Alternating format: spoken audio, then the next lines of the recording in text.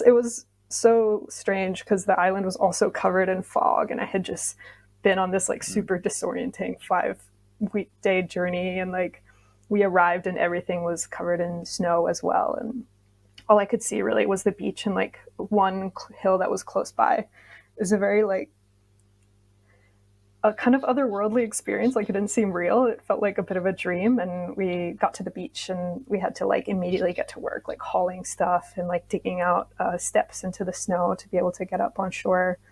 So yeah, the experience itself, the way I remember it, has like a bit of a mystical aura, but like when you're there, you're also like very focused on needing to get the gear on shore, needing to like open the fish boxes that are there, needing to like dig out the doors and everything in the hut. So it's also yeah, it can be a bit abrupt to just like get there and suddenly be like, okay, go go go go go. We only have like a small weather window, like you have to get everything done. I think it only really sinks in until later.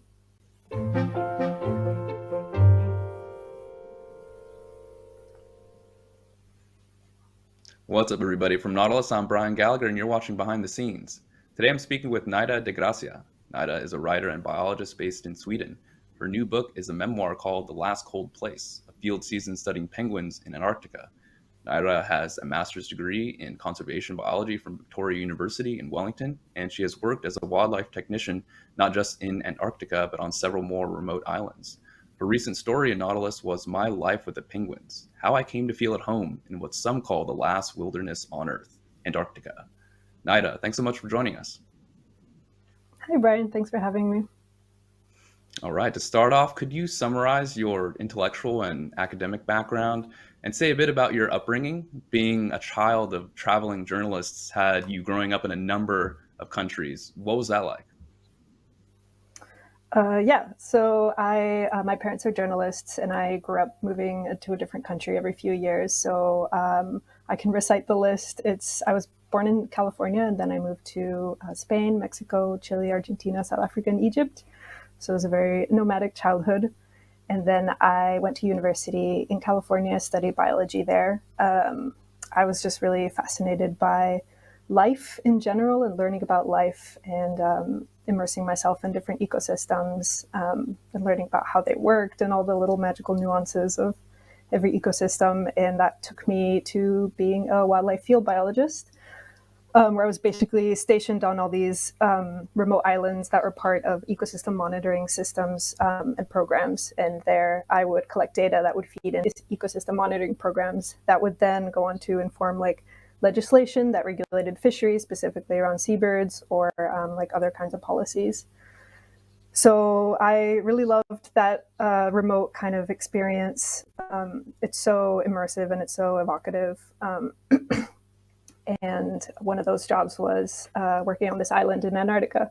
So that's what the book is about. It's about my first season down there. It's an island that is run, there's a field camp there that's run by NOAA. So it's part of an ecosystem monitoring program there too, that sits under the umbrella of the Antarctic Treaty. So I spent 2 field seasons there, so 5 months each. And yeah, I was a field technician, so just collecting data on penguins. I was technically a penguin technician, but I don't say that often because it makes people think I was like a penguin mechanic or something.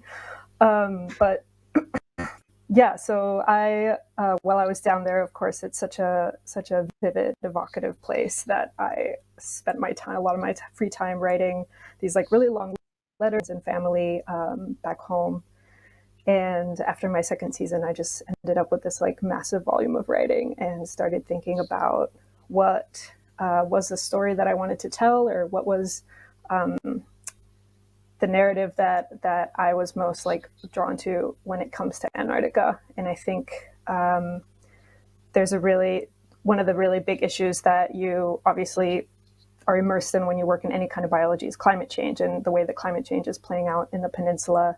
It's warming at one of the fastest rates in the world. So it's really interesting to see how like those just a couple degrees of warming is impacting the ecosystem as a whole.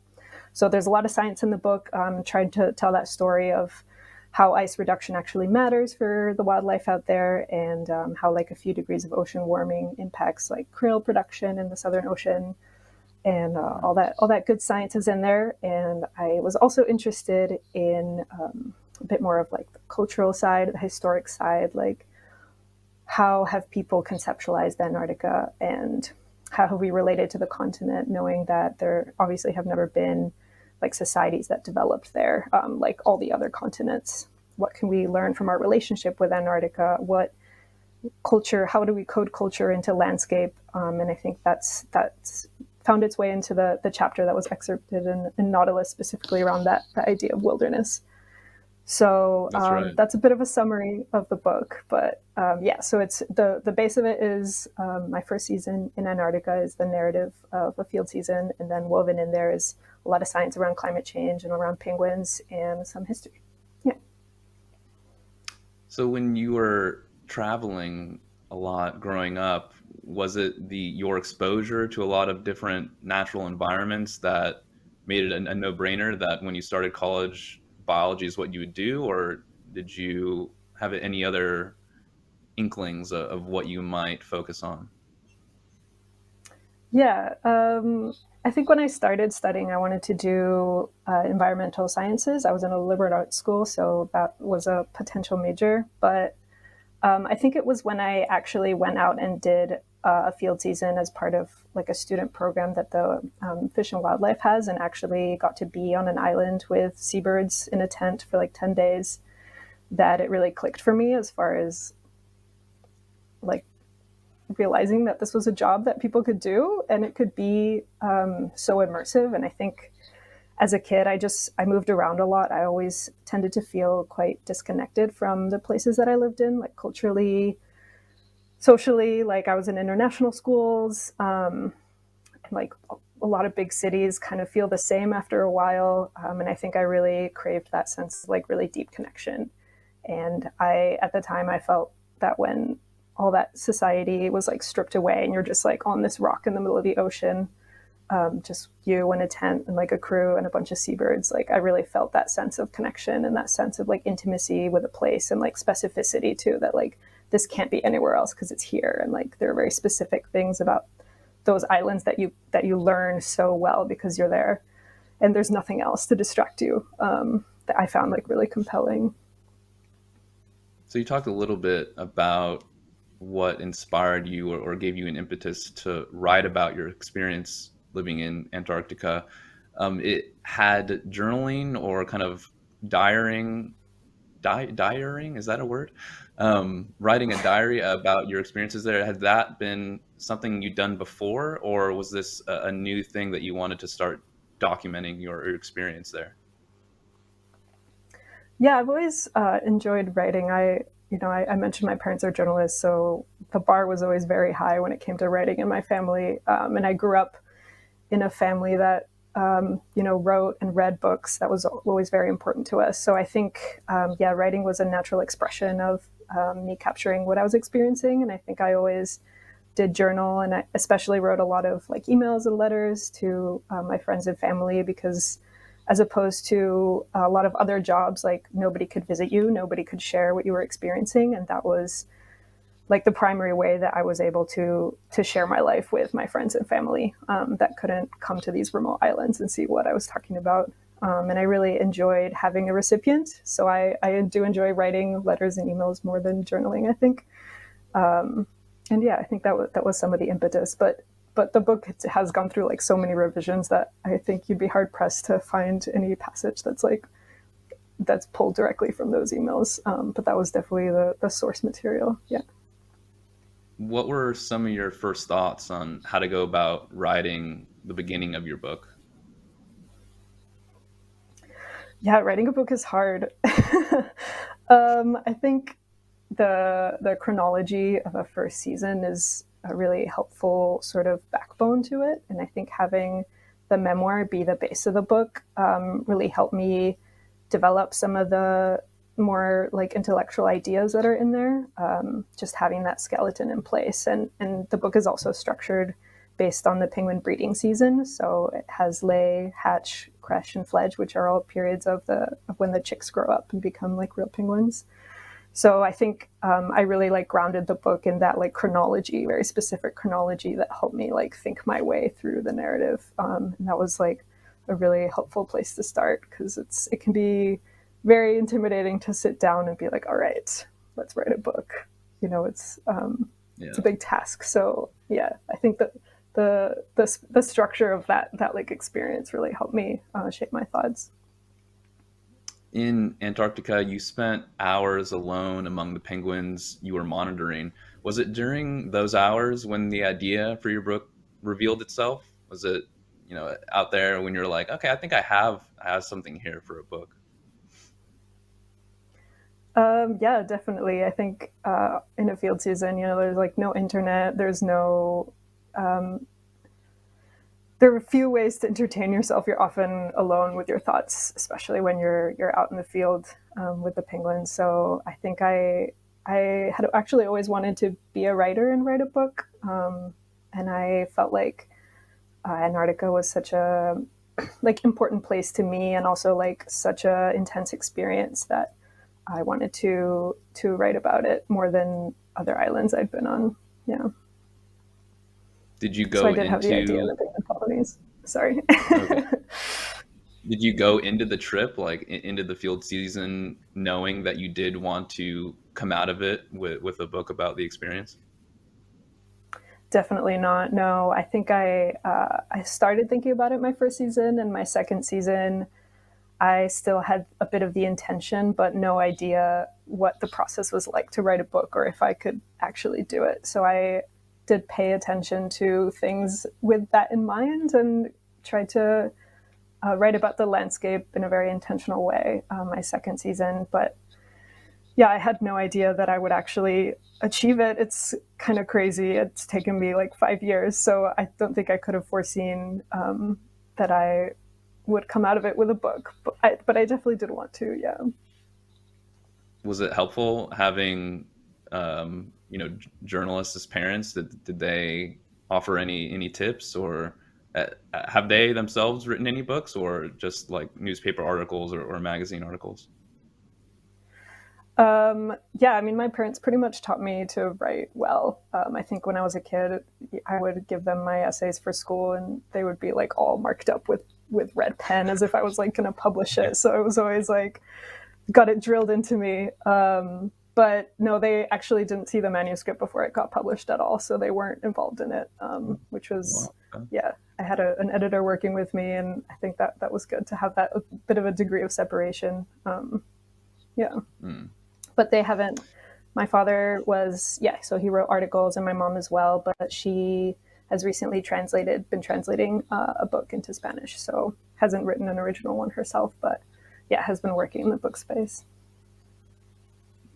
What's their reaction been to you publishing this memoir about your time there?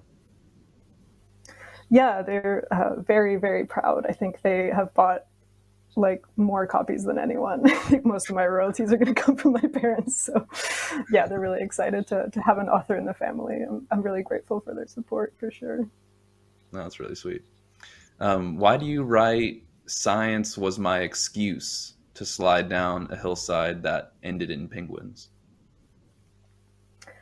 I think because am not, I feel like I'm cheating when I call myself a biologist. Like I don't actually do my own research. I collect data for ecosystem monitoring programs that are really long term, and I don't think I am the right person to conduct research and design studies, and I don't think that's where my strengths or interests lie, even though I think it's like massively important and we need really good people doing that. So I always felt like I was just using science to be able to like live on these remote islands with penguins and with other seabirds, and to experience that lifestyle. Even though I am interested in science and I love learning about science, but the usual track is to do these types of jobs and then end up being a researcher yourself, and that has not been my path. So yeah, that's why I framed it as a bit of an excuse. A Where good one else at have that. you where else have you done field work? Um, I worked for the Alaska Maritime National Wildlife Refuge for a couple summers, so in the Bering Sea and in Southeast Alaska. I was off the coast of San Diego. I worked on Midway Atoll, which is an island that's right in the middle of the Pacific, halfway between California and Japan. I've worked in American Samoa and in the North Slope of Alaska as well. I'm trying to think. I think that's it. Yeah. Nice. I mean, yeah, if you have to try to remember all of them, there certainly must be a lot of experiences there. How Yeah. do you prepare to live for months on Antarctica? I mean, in your case, you said you did 10 months in total. Mm-hmm. You download a lot of books onto your Kindle. Make sure you have enough socks. Very practical things. I think from being in the field, you learn what it is that helps you when you're having a hard time and gives you comfort. And especially for the Antarctica job, like you can only really get those jobs if you can prove or you have experience working in really remote settings for long periods of time. And I think that prepares you, but also the things you learn about yourself in those remote settings prepares you and helps you understand like what you need to stock up on if you really need chocolate, or in my case, I had a packet of cigarettes. I don't smoke anymore, but it was like a once a month kind of pick me up situation, and I need to get that. So just like little comforts, really, it's doesn't take much, but just make sure you have what you need, pretty much. About Antarctica, you write, all who have ever worked or visited there remember the first time they stepped onto the continent. What do you recall of your first time stepping onto it? Well, you travel down there in this really big ship for 5 days. You cross the Drake Passage, which is like one of the stormiest stretch of ocean in the world. It's like between Chile and the Antarctic Peninsula. And it kind of pinches the Southern Ocean. So all those like currents and winds get really condensed and really strong right in that area. So it's like it's a very disorienting trip because you're on like anti-nausea meds, and it's very sort of turbulent, and the ship is this like kind of sterile environment, and you kind of get disconnected from any sense of your time, and you go outside and all you see is like ocean. There's nothing outside except ocean and seabirds. So it is very like disorient. It's like you're traveling into a different dimension or something. And then you arrive, the first land you see is like this island that we were going to stay at. It was like the first land I saw for 4 days or something. And you go on this like little zodiac. We had to wait, I think my first season, until the weather had improved for us to be able to run the zodiacs back and forth. But you go on this little zodiac, which is an inflatable boat, and you just putter towards shore. And it was so strange because the island was also covered in fog, and I had just been on this like super disorienting 5-week-day journey, and like we arrived and everything was covered in snow as well, and all I could see really was the beach and like one hill that was close by. It was a very like a kind of otherworldly experience. Like it didn't seem real. It felt like a bit of a dream. And we got to the beach and we had to like immediately get to work, like hauling stuff and like digging out steps into the snow to be able to get up on shore. So yeah, the experience itself, the way I remember it, has like a bit of a mystical aura, but like when you're there, you're also like very focused on needing to get the gear on shore, needing to like open the fish boxes that are there, needing to like dig out the doors and everything in the hut. So it's also yeah, it can be a bit abrupt to just like get there and suddenly be like, okay, go go go go go. We only have like a small weather window, like you have to get everything done. I think it only really sinks in until later. Mm. Is there scientific value in reading indigenous mythology?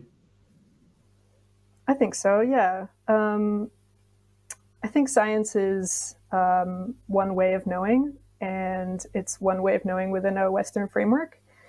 And I think it's always helpful if we want to understand something to see it from different perspectives. And I found a lot of value from reading indigenous, like texts from indigenous worldviews in islands that I stayed on, because they're so different from Western perspectives and tend to not have that like very explicit binary between people and nature.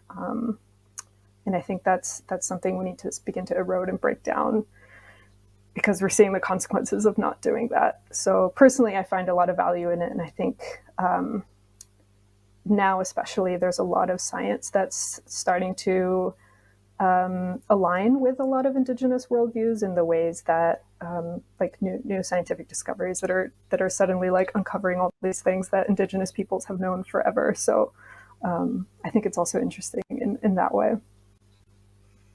How should humans treat what you call kind of a complicated concept, the wilderness? Hmm. Oof. Yeah, I think it's a tricky one because I think that many of us, or most of us, I think, who are have an appreciation for the value of natural spaces and ecosystems, tend to gravitate towards that word because it symbolizes the epitome of like an ecosystem that's undisturbed by people. And we have like this emotional attachment to wilderness because it's like it symbolizes this kind of natural purity. But I think it is a very like Western concept and like deeply rooted in like the ways that colonization has like caused that rift and has separated indigenous people from land and like framed it as pure and as like valid of being protected because there's no people there. And you know, I think there's a lot of violence in that history, and I think that today, I think contemporary environmental movements are very much underpinned by this idea of like protecting wilderness as separate from people, and especially like within conservation, you have like fortress conservation, which is that model of like building a fence around an ecosystem or a natural area and calling that like protected, and then everything else doesn't need to be because we have this like one little space. And I think using terms like wilderness or ideas like wilderness in environmental work tends to have those kinds of outcomes where we're not actually addressing the way that we use and interact with like ecosystems or biomes in our local area, but rather just separate them and fence them off and call it good.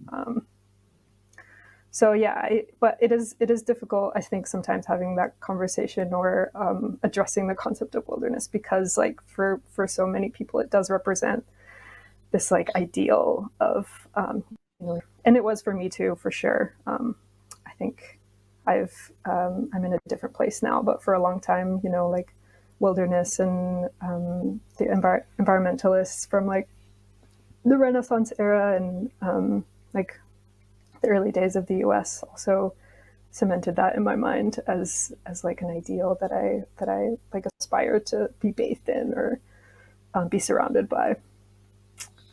Did that answer your question? That was a long one. Sorry. Yeah, totally. That was great.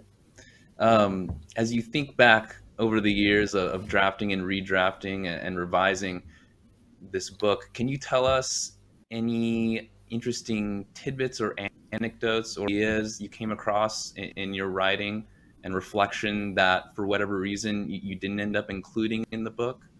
Um, Anything that was kind of you wanted in there, but you ended up having to cut? I think the things that were most important to me did make it in there,